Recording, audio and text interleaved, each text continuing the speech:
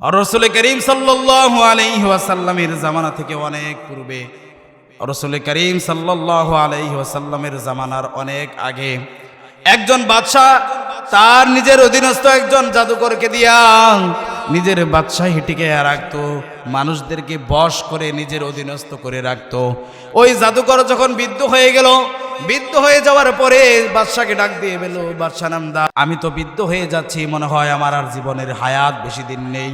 খুব খেয়াল করে শুনবেন, মনে হয় আমার আর জীবনের হায়াত বেশি দিন বাকি নাই। সুতরাং আপনি একজন মেধাবী ছেলেকে বের করেন, একজন মেধাবী ছেলেকে আপনি আমার কাছে পাঠান। আমি এই জাদুবিদ্যা তাকে শিক্ষা দিয়ে, তাকে দীক্ষা দিয়ে আমি চলে যাব, সেই মেধাবী ছেলেটা আপনার রাজত্ব টিকিয়ে রাখবো। বাদশা যেই কথা সেই কাজ, রাজ্যের ভিতরে ঘোষণা দিয়ে দিল, ঢোল পিটিয়ে ঘোষণা দিয়ে দিল একজন মেধাবী ছেলেকে দরকার। সেই খুঁজে খুঁজে সেই মেধাবী ছেলেকে বের করা হলো। সেই মেধাবী ছেলেকে বের করে বাদশার দরবারে পাঠানো হলো। ওই জাদুবিদ্যার নিকটে যেই ব্যক্তি জাদুবিদ্যা শেখায় তার কাছে পাঠানো হলো যে এই ছেলে তুমি তার কাছে গিয়ে জাদুবিদ্যা শিখবা। ঘটনাক্রমে একদিন ওই ছেলে যখন রাস্তা দিয়া ওই বাদশার দরবারে জাদুবিদ্যা শেখার জন্য যাচ্ছিল, হঠাৎ করে রাস্তার মাঝখানে দেখে একজন আলেম, ওই যুগের আলেম, ওই ধর্মের একজন আলেম, আল্লাহ বিরু, আল্লাহকে মানে, ওই যুগের রসুলকে মানে, তিনি ইবাদত করে, নির্জনে ইবাদত করে, আল্লাহকে ডাকে, নির্জনে আল্লাহ তাআলাকে ডাকে। ওই ছেলে দেখতে পায় প্রতিদিন যখন ওই রাস্তা দিয়ে যায়, ওই ছেলে আল্লাহকে ডাকে এবং সুযোগ মতো, জায়গা মতো মানুষদেরকেও আল্লাহ তাআলার পরিচয় জানায়। একদিন হঠাৎ করে ওই ছেলে ওই জায়গায় বসে গেল যে আমি দেখি এই ব্যক্তিকে, দেখি নির্জনে কি যেন করে, কার জন্য ইবাদত করে, সুতরাং আমি একটু দেখতে চাই এই ব্যক্তি কার ইবাদত করে। এই ছেলে যখন তার দরবারে বসে গেল, আস্তে আস্তে আস্তে আস্তে তার ভিতরে ওই আলেমের প্রভাব পড়তে শুরু করলো, লা ইলাহা ইল্লাল্লাহর প্রভাব পড়তে শুরু করলো। আল্লাহ তাআলার পরিচয়ের জানাত, মারিফত, আল্লাহ তাআলার পরিচয় জানতে তার ভিতরে আগ্রহী হলো। তার ভিতরে আগ্রহ হলো যে আমিও আল্লাহ তাআলার পরিচয় জানবো। ঘটনাক্রমে একদিন যখন ওই বাদশার দরবারে ওই জাদুবিদ্যা শেখার জন্য যাচ্ছিল, হঠাৎ করে রাস্তার ভিতরে দেখে একটা হিংস্র প্রাণী মানুষের রাস্তার ভিতরে বাধা দিয়ে দাঁড়িয়ে আছে। এই প্রাণীটা কেউ সরাইতে পারতেছে না। সে একটা ঢিল, একটা পাথর হাতে নিয়ে বলতেছে, ওগো আল্লাহ, আমি তো আপনার ইবাদত করি না, ও মাবুদ, আমি তো আপনার ইবাদত করি না, কিন্তু আজকে একটা পরীক্ষা করতে চাই। যদি এই ঢিলটা আমার ওই জাদুবিদ্যা যেটা আমি শিখতেছি বাদশার দরবারে গিয়া, যদি ওইটা সত্য হয়, আমি এই ঢিলটা এই পানির দিকে ছুঁড়ে দিব, এই হিংস্র প্রাণীর দিকে ছুঁড়ে দিব। যদি আল্লাহ আপনি সত্য হন, যদি এই আলেমের ধর্ম সত্য হয়, তাহলে এই প্রাণীটা চলে যাবে, এই প্রাণীটা এখান থেকে চলে যাবে, মানুষকে আর কষ্ট দিবে না। আর যদি আল্লাহ আপনি আল্লাহ সত্য না হন, এই আলেমের ধর্ম যদি সত্য না হয়, ওই জাদুবিদ্যাই যদি সত্য হয়, তাহলে এই প্রাণীটা এখান থেকে যাবে না। এই বালক, এই মেধাবী ছেলেটা যখন আল্লাহ তাআলার নাম নিয়ে ওই প্রাণীটার দিকে এরকম ভাবে ঢিলটা ছুঁড়ে ফেলেছে, নিক্ষেপ করেছে, সাথে সাথে ওই প্রাণীটা সেখান থেকে চলে গিয়েছে। আল্লাহু আকবার কর। এই ছেলে এই ঘটনা যখন দেখলো যে আমি আল্লাহ তাআলার ইবাদত করি না, কিন্তু ওই আলেমের উসিলায়, যে এই আলেমের ধর্ম যদি সত্য হয় তাহলে এই প্রাণীটা এখান থেকে চলে যাবে, আর যদি আলেমের ধর্ম সত্য না হয়, ওই জাদুবিদ্যায় যদি সত্য হয়, তাহলে এই প্রাণীটা এখান থেকে যাবে না। সুতরাং এই পরীক্ষা করার পরে সে বুঝতে পারলো যে আমার মালিক একজন কে। চিল্লায়া বলেন, মালিক কে? সেই বালকের অন্তরে সেখান থেকেই আল্লাহ তাআলার প্রতি প্রেম, মহাব্বত, ভালোবাসা তৈরি হয়ে গেল। সে আর ওই বুজুর্গের ওই জাদুবিদ্যা শেখার জন্য বাদশার দরবারে আর যায় না। ওই বুজুর্গর কাছে গিয়া এই ঘটনা যখন উল্লেখ করেছে যে আমার তো এইরকম একটা ঘটনা ঘটে গেল, ওই বুজুর্গ বলতেছে তুমি তো কবুল হয়ে গেছ, আলহামদুলিল্লাহ, আল্লাহ তাআলা তোমাকে আল্লাহ তাআলার দ্বীনের জন্য কবুল করে নিয়েছে। সুবহানাল্লাহ। এরপর থেকে এই বালক একজন অন্ধ ব্যক্তিকে যদি আল্লাহ তাআলা নাম নিয়ে ফু দেয়, চিকিৎসা করে, আল্লাহ তাআলা নাম নিয়ে হাত বুলায়া দেয়, তার চক্ষুর আলো ফিরে আসে। কোন কুষ্ঠ রোগীকে যদি পানি পড়া দিয়ে বিসমিল্লাহ বলে আল্লাহ তাআলা নাম দিয়ে ফু দেয়, ওই কুষ্ঠ রোগীও আল্লাহ তাআলার নামে, আল্লাহ তাআলার রহমতে ভালো হয়ে যায়। একজন ওই মন্ত্রী, ওই বাদশার মন্ত্রীর চোখ দুইটা অন্ধ, চোখে কিছু দেখে না। ওই মন্ত্রী এরকম একজন বালক খুঁজতেছে, শহরের ভিতরে প্রসিদ্ধ হয়ে গেছে যে একজন বালক নাকি যে আল্লাহ তাআলার নাম নিয়ে একটা ভিতরে যদি ফু দেয়, একটা কাজ যদি করে সেটা নাকি হয়ে যায়। ওই বাচ্চার এক মন্ত্রী অন্ধ চোখে দেখে না, অনেক উপঢৌকন নিয়ে ওই বালকের কাছে এসেছে, এসে বলতেছে, ওগো আল্লাহ তাআলার বান্দা, আমি তো চোখে দেখি না, আমার চোখ দুটা ভালো করে দেন। ওই ব্যক্তি বলে, আমি তো ভালো করার মালিক নয়। আচ্ছা বলেন তো ভালো করার মালিক কে? আরো জোরে বলতে হবে, ভালো করার মালিক কে? আমার আপনার জন্য কোনো অসুখ হয়, বিসুখ হয়, তাহলে ভালো করতে পারবে কে? নাকি কোনো ডাক্তার? ক্ষমতা আছে ডাক্তারের? আছে ক্ষমতা? কোনো ডাক্তারের ক্ষমতা নাই। ওই বালক বলতেছে, ঠিক আছে আমি তোমার জন্য আল্লাহ তাআলার কাছে দোয়া করতে পারি, কিন্তু শর্ত আছে। কি শর্ত? যে তুমি যদি ভালো হয়ে যাও তাহলে তোমাকে ঈমান এনে আল্লাহ তাআলার প্রতি ঈমান এনে আল্লাহ তাআলার প্রতি ঈমান এনে এখলিস খালেস বান্দা হয়ে যেতে হবে। আচ্ছা ঠিক আছে। তো ওই ব্যক্তি যেই কথা সেই কাজ, ওই ব্যক্তির সম্পর্কেও ওই বালক আল্লাহ তাআলার কাছে দোয়া করছে, ওই ব্যক্তিরও ওই মন্ত্রীরও চোখ দুটো ভালো হয়ে গেছে। সুবহানাল্লাহ বলে। এরপরে বাদশাহ দরবারে গেছে, ঘটনাটা সংক্ষেপে বলতেছে। বাদশাহ দরবারে যাওয়ার পরে বাদশাহ বলতেছে, আরে তোমার চোখ তো ভালো হয়ে গেছে, দেখো আমি কিরকম প্রভু, আমার মন্ত্রী থাকার কারণে আমার জন্যই তোমার চোখ ভালো হয়ে গেছে। ওই মন্ত্রী বলতেছে, না না না বাদশাহ নামদার, আপনার জন্য আমার চক্ষু ভালো হয় নাই। ওই যে আপনার দরবারে যে বালকটা জাদুবিদ্যা শিক্ষার জন্য আসতো, ওই বালক আল্লাহ তাআলার পরিচয় পেয়েছে, মালিকের পরিচয় পেয়েছে। যেই মালিক খাওয়ায়, যেই মালিক পালে, যেই মালিক রিজিক দেয়, যেই মালিক পালন কর্তা, যেই মালিকের হুকুম ছাড়া একটা গাছের পাতাও নড়তে পারে না, সেই মালিকের কাছে ওই বালক কবুল হয়ে গেছে, মকবুল হয়ে গেছে। সুতরাং তার কথায় আমার চক্ষু ভালো হয়ে গেছে।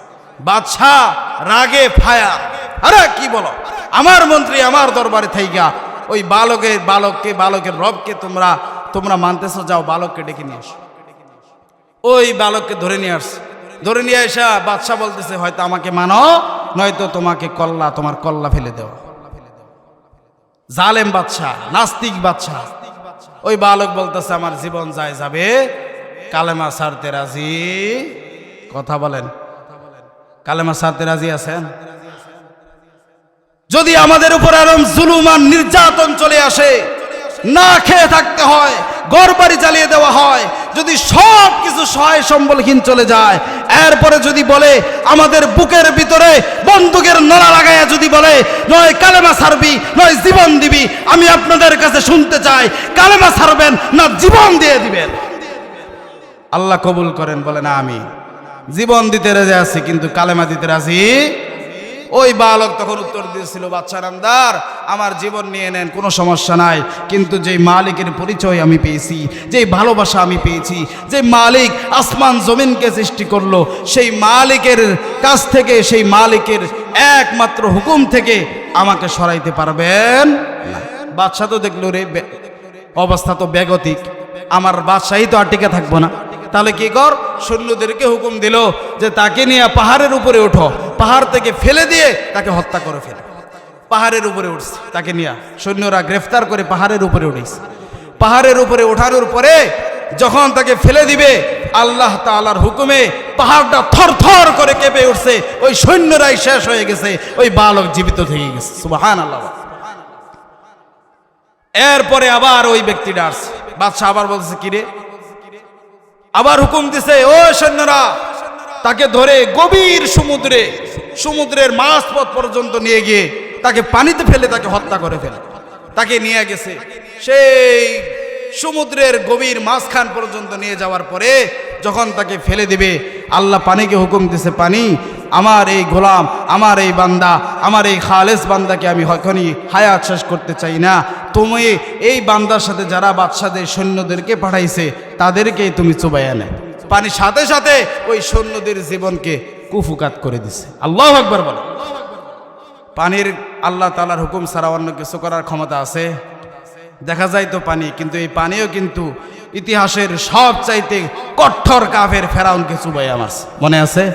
মুসা আলাইহিস সালাতু ওয়াস সালামের জামানায় লোহিত সাগর, বর্তমানে লোহিত সাগর নাম নীলনদ, এই লোহিত সাগরের ভিতরে ফেরাউনকে চুবাইয়া মারে নাই? মারছে তো মারছে, ওই লাশটা এখনো রাখা দিছে আল্লাহ। যে তোরে আমি কিয়ামত পর্যন্ত মানুষের জন্য উদাহরণ বানাবো। এক মানুষ যে ব্যক্তি জালেম হবে, যেই ব্যক্তি বলবে আনা রব্বুকুমুল আলা, আমি সবচেয়ে বড় প্রভু, আমার উপর আর কেউই নাই, যে ব্যক্তি বলবে আমার টাকা আছে, আমির অহংকার, আমার উপরে গ্রামের কেউ নাই, যে ব্যক্তি বলবে এই দেশে আমিই রাজা, আমি সব, আমার উপরে আর কেউ নাই, কিসের আল্লাহ, কিসের খোদা, কিছুই আমি মানি না। আল্লাহ তাআলা তার জন্য নিদর্শন রেখে দিছে। তুই একটু কষ্ট করে ওই ফেরাউনের দিকে তাকা, ফেরাউনের ইতিহাসের দিকে তাকা, তাকায় দেখ ফেরাউন বলেছিল আমির খোদা, আমি সব কিছু। আজকে ফেরাউনকে পানিতে চুবাইয়া তার কঙ্কাল লাশটা এখন আমি রেখে দিছি, কিয়ামত পর্যন্ত এইভাবেই থাকবে। আল্লাহু আকবার বল। এটাই হচ্ছে জালিমদের পরিণতি। মুহতারাম হাজিরিন, এরপরে ওই বালক আবার বাদশার নিকটে আসছে। বাদশার নিকটে আসার পরে বলতেছে, বাদশা নামদার, আপনি আমাকে এইভাবে মারতে পারবেন না, আমি যেই পথ বলে দেব যদি এই পথ অবলম্বন করেন তাহলে আমাকে মারতে পারবেন, অন্যথায় সম্ভব না। কি পথ? যে সবাইকে জনসম্মুখে একত্রিত করেন, সবাইকে একত্রিত করার পরে সবার সামনে আমাকে খেজুর গাছের শুলে চড়াবেন। আগেকার যুগে, রসুলের যুগে শুলে চড়ানো হতো, খেজুর গাছের ডালে শুলে চড়াইতো। এইরকম শুলে চড়াইয়া একটা তীর হাতে নিবেন, তীর হাতে নিয়ে বলবেন বিসমি রব্বি হাদাল গোলাম, এই গোলামের রবের নামে আমি এর দিকে তীর নিক্ষেপ করতেছি। এটা বলে যদি আমার দিকে নিক্ষেপ করলেন তাহলে হয়তো আমি মারা যেতে পারি। তো যেই কথা সেই কাজ, সমস্ত মানুষকে একত্রিত করে জনসম্মুখে শুলে চড়াইয়া এই ব্যক্তিকে, এই গোলামকে, এই আল্লাহ তাআলা খালেস বান্দাকে বিসমি রব্বি হাদাল গোলাম বলে এই ব্যক্তিকে হত্যা করা হলো। সমস্ত মানুষ আশ্চর্য হয়ে গেল, আরে এই গোলামকে তো আর কেউ মারতে পারে না। যেই ব্যক্তি বলল বিসমি রব্বি হাদাল গোলাম, এই ব্যক্তি রবের গোলাম, এই ব্যক্তি রব, যে রবের নামে তীর ছুড়লে এই ব্যক্তি মারা গেল। সুতরাং বোঝা গেল এই বাদশা আমাদের রাজা হতে পারে না, এই বাদশা আমাদের মালিক হতে পারে না, এই বাদশা জীবন দিতে পারে না, এই বাদশা মরণ দিতে পারে না। সুতরাং ওই সমস্ত মানুষ এক যুগে এক সুরে লা ইলাহা ইল্লাল্লাহর কালেমা পড়ে মুসলমান হয়ে গেছে। সুবহানাল্লাহ বলে। বাদশা তো মনে করছিল এই বালককে মেরে ফেললে তার দিনদারি শেষ, আল্লাহ তাআলাকে আর কেউ স্মরণ করবে না। কিন্তু আল্লাহ তাআলা ঘটনা ঘটাই দিছে উল্টা, যে এই সমস্ত মানুষের সম্মুখে আমার এই বান্দাকে আমি নিয়ে আসলাম, আমার নাম সবার মুখে মুখে ছড়ে গেল, সমস্ত মানুষ আমি রবের প্রতি ঈমান এনে ফেললো। সুবহানাল্লাহ। ঈমান আনার পরে বাদশা দেখলো অবস্থা বেগতিক, রাজ্যের অবস্থা বেহাল দশা। তখন বলল এই কথাটাই আসছে, কুতিলা আসহাবুল উখদুদ, এই আয়াতটা বোঝানোর জন্য এই কথাগুলো বললাম। কুতিলা আসহাবুল উখদুদ, গর্তওয়ালারা লানত প্রাপ্ত, তারা ধ্বংস। গর্তওয়ালা কারা? এই যে গর্তওয়ালা। বাদশা হুকুম দিল এই যে মুসলমান, আমার দেশে মুসলমান যারা আল্লাহ তাআলার প্রতি ঈমান এনেছে, ও সৈন্যরা তোমরা বিভিন্ন জায়গায় গর্ত করো, বিভিন্ন জায়গায় গর্ত করে এই গর্তের ভিতরে কুতিলা আসহাবুল উখদুদিন নারি যাতিল ওয়াকুদ, এই গর্তের ভিতরে আগুন প্রজ্বলিত করো, আগুন প্রজ্বলিত করো, এবং সেই আগুনের ভিতরে এই মুসলমানদেরকে যারা আল্লাহ তাআলার প্রতি ঈমান আনবে, যারা আল্লাহ তাআলার প্রতি ঈমান আনবে, যারা আল্লাহ তাআলাকে বিশ্বাস করবে, যারা একত্ববাদে বিশ্বাস করবে, তাদেরকে ওই গর্তের ভিতরে ফালাইয়া, ওই আগুনের ভিতরে ফালাইয়া ধ্বংস করিয়া দাও। নাউজুবিল্লাহ। এই সৈন্যরা গর্ত কইরা মুসলমানদেরকে এই গর্তের ভিতরে, আগুনের ভিতরে ফেলাইয়া হত্যা করতে লাগলো। এমনকি তাফসীরের ভিতরে এসেছে ছোট দুইটা শিশু, একজন মাকে সহ ছোট দুইটা শিশুকে যখন আগুনের ভিতরে নিক্ষেপ করবে, এই ছোট দুই শিশু কথা বলতে পারে না, হঠাৎ করে তাদের জবান ফুটে গেছে। এই শিশুরা বলতেছে উম্মি ইসবিরি ফাইন্নাকি আলাল হক, হে মা আপনি সত্য, আপনি সত্য ধর্মের উপরে আছেন, আপনি চিন্তা করেন না, দেখা যাচ্ছে এটা আগুন, এটা আগুন না, এইখানে ফালাক, আমরা সাথে সাথে আল্লাহ তাআলা জান্নাতের ভিতরে পৌঁছে যাব। সুবহানাল্লাহ। ইযহুম আলাইহা কুউদ ওয়া হুম আলা মা ইয়াফআলুনা বিল মুমিনিনা শুহুদ।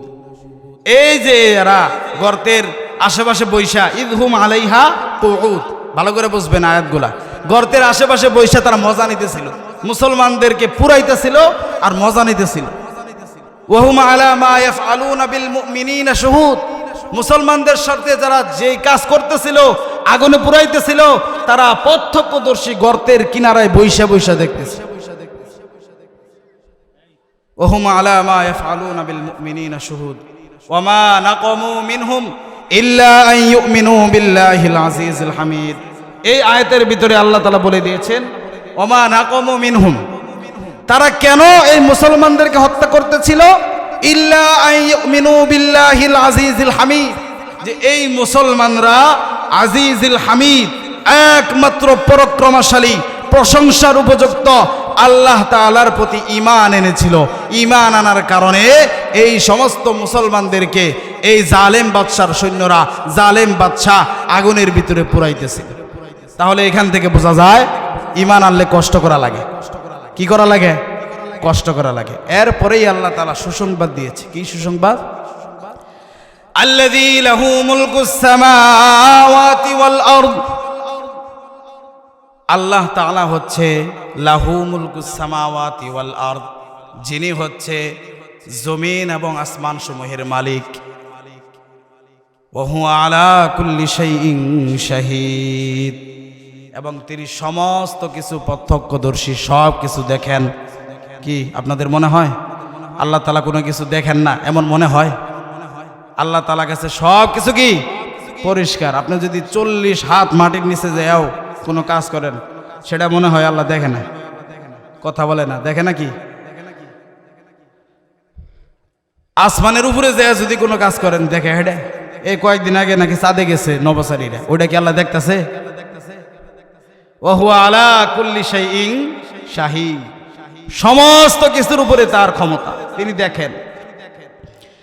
এরপরের আয়াতে আল্লাহ তাআলা বলেন ইন্নাল্লাযীনা আমানু ওয়া আমিলুস সালিহাত লাহুম জান্নাতুন তাজরি মিন তাহতিহাল আনহার।